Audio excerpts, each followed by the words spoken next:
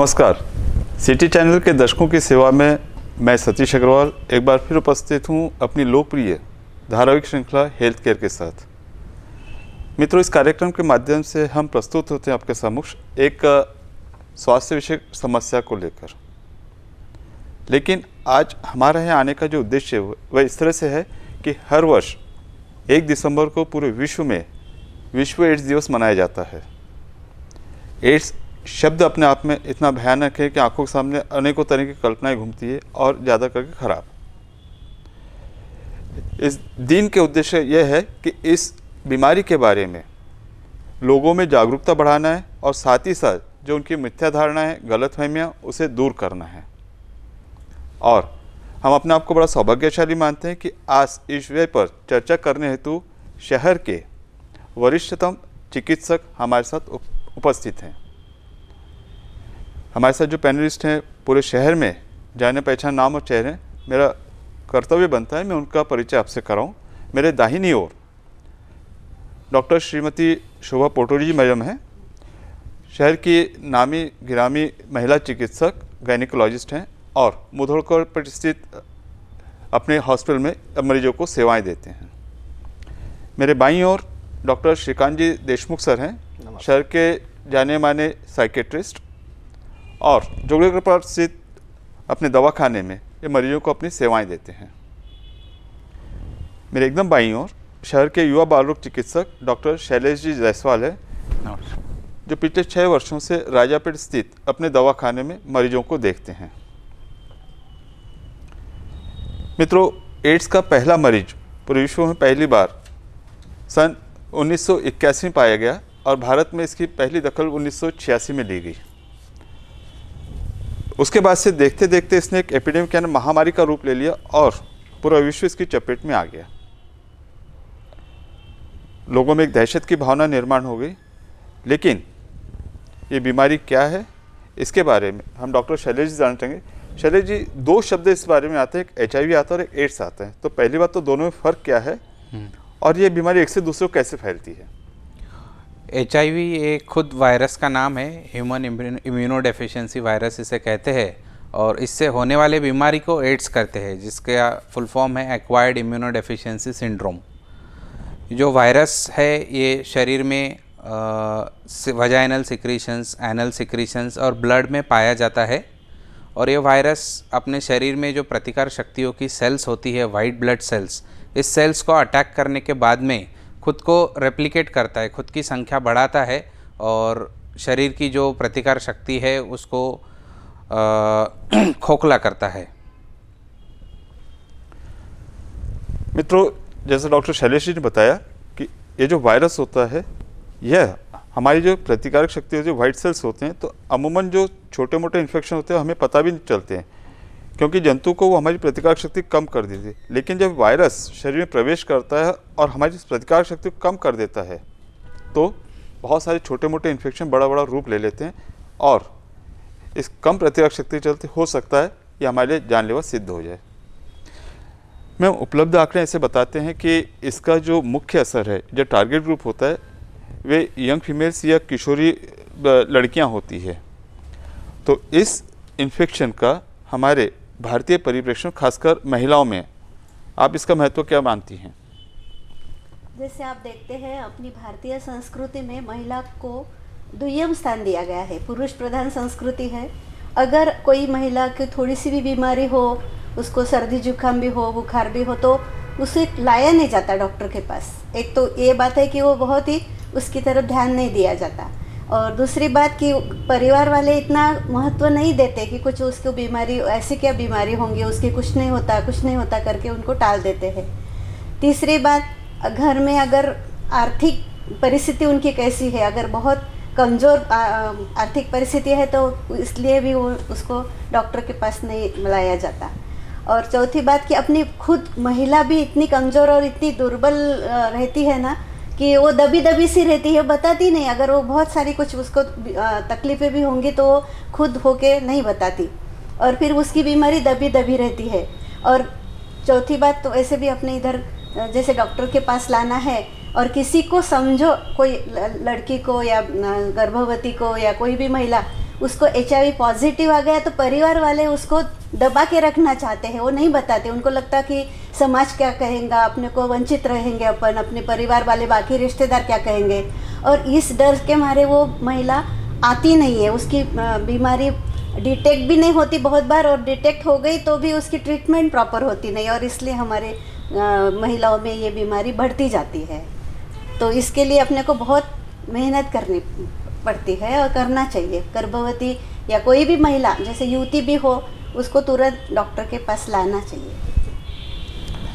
नहीं, जिस तरह से मैम बता रहे हैं कि जो शब्द एड्स है वो जैसे हमारे कानून पढ़ता है, एक विचित्र से हमारी अवस्था हो जाती है, क्योंकि इसमें यौन संबंध, सेक्सुअल कांटेक्ट वाली बात होती है, जिस शब्द को हम सुनना नहीं चाहते, जिसके ऊपर चर्चा करना नहीं चाहते हैं। तो जब ऐसा होता है कि अगर किसी को पता चला कि इसको एड्स है, तो निश्चित तौर से उसे हे दृष्टि से, हीन दृष्टि से देखा जाता है। तो जो भी व्यक्ति इससे पीड़ित है, उसका परिवार, व्यक्ति इस बीमारी को छुपाना चाहते, इससे चर्चा नहीं करना चाहता। मैम ने कहा कि हमारे यहाँ जो पुरुष प्रधान संस्कृति है, महिलाएं उसमें वैसी दबी होती हैं, तो न तो उनका डायग्नोसिस हो पाता है और न उनका बराबर ट्रीटमेंट हो पाता है, और इसलिए ये समाज में एक विकराल रूप धारण करती है। सर, जैसे हम लोग जानते हैं कि जिस तरह से फिजिकल हेल्थ हमारे शरीर के लिए ज़रूरी है, उसी तरह से मेंटल हेल्थ भी ज़रूरी है। जिस बात की मैं चर्चा कर रहा हूँ कि ये एड्स नाम की बीमारी है, सुनते से ही एक धक्का सा लगता है, चाहे पेशेंट हो चाहे उनके रिश्तेदार हो। तो निश्चित तौर से उनमें कुछ मनोवैज्ञानिक और मानसिक फर्क आते हैं, कुछ बीमारी का रूप ले सकते हैं। उस बारे में आपकी क्या सलाह है? सबसे पहले तो ये जानलेवा बीमारी है, भयानक है, भयंकर है।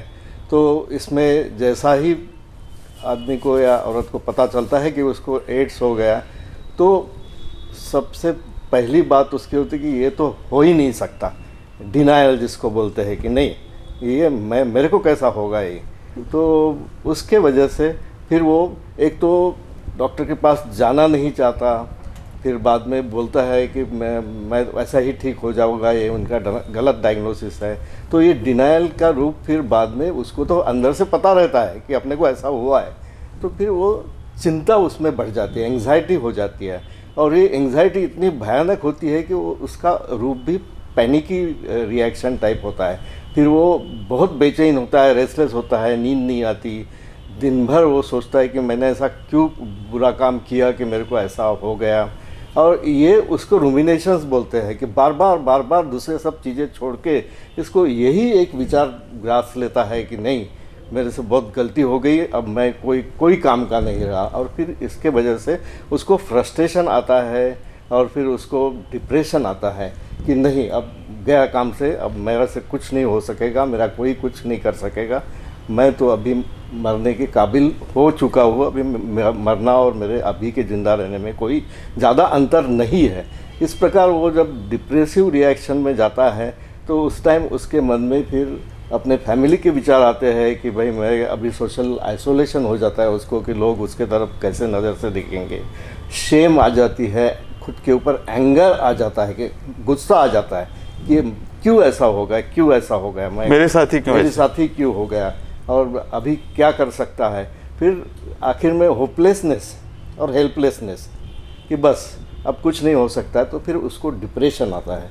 फिर डिप्रेशन, उदासीनता, मानसिक उदासीनता, और फिर मानसिक उदासीनता का अति तीव्र स्वरूप हो गया तो फिर सुसाइडल आइडियाज़ आती है और एडिक्शंस डेवलप होते हैं। फिर इसमें बचने के लिए आदमी व्यसनाधीन हो जाता है और फिर वो अल्कोहल या फिर दूसरे ड्रग्स का मात्रा लेता है और उसको शरण जाता है अल्कोहल को या इसको।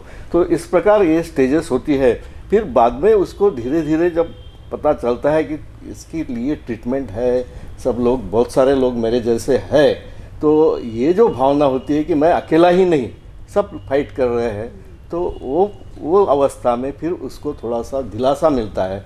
वो डॉक्टरी हेल्प लेता है, समझ लेता है, वेरियस मीडिया से समझ लेता है कि क्या करना चाहिए मेरे को, क्या नहीं, और फिर वो उसको कोपिंग मैकेनिज्म बोलते हैं। तो वो कोपिंग के जरिए थोड़ा थोड़ा फिर अपने पुराने स्टेट पे, पुराने लेवल पे आने की कोशिश करता है। तो मित्रों, जिससे सर बता रहे हैं कि जानकारी के अभाव में, ज्ञान के अभाव में ये लोग इस बीमारी को पूरी तरह से जानलेवा समझ लेते हैं, ऐसे समझ से उसको कोई ट्रीटमेंट नहीं है। जो कि सही नहीं है। अगर इसका समुचित उपचार और वो भी अर्ली स्टेज में किया जाए तो मरीज पूरी तरह से बच सकता है। और हमारे इस कार्यक्रम का उद्देश्य ये है कि हम लोगों तक उसकी सही जानकारी पहुंचाएं, क्योंकि उपलब्ध आंकड़े ऐसे बताते हैं कि जो बीमारी शुरुआत में थी उसमें अभी में फ़र्क आया है, इन्फेक्शन रेट में फ़र्क आया है, मृत्यु संख्या में फ़र्क आई है। डॉक्टर शैलेश जी, अब जिससे सर बता रहे कि मेरे साथ ये क्यों हुआ, तो ये होने के कारण यानी ये बीमारी एक से दूसरे में कैसे फैलती है और इसके शुरुआती लक्षण क्या होते हैं?